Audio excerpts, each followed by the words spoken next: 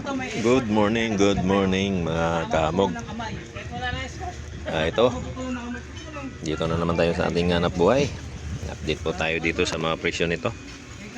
Ang ating tutukan na tumataas ng presyo, itong mga sili.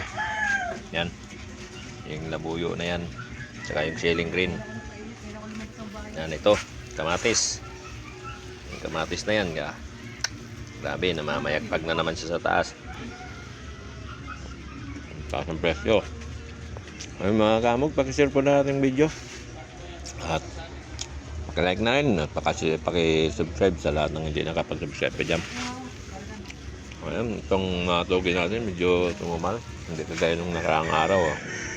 Kinukulang ako. Maaga pa lang, ubos na. Ayan, ito. Tapsoy natin. 110 na ang kilo. Dapat nga, hindi mapala 110 kasi yung repolyo tumaas na. Tumaas na ang presyo ng repolyo. Tama na muna yan, 110. 10 piso lang natin dyan. Yan, itong mga prutas natin, mga kamog. Malapit ng New Year, ito, tumataas na naman yan.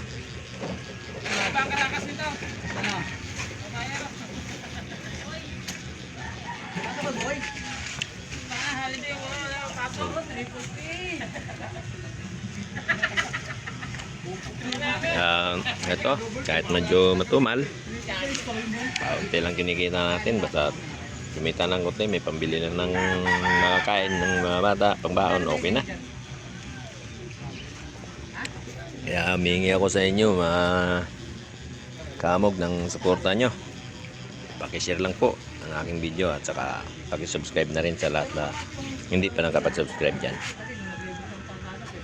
Yan, maraming salamat at ingat po kayong lahat mga kahamog.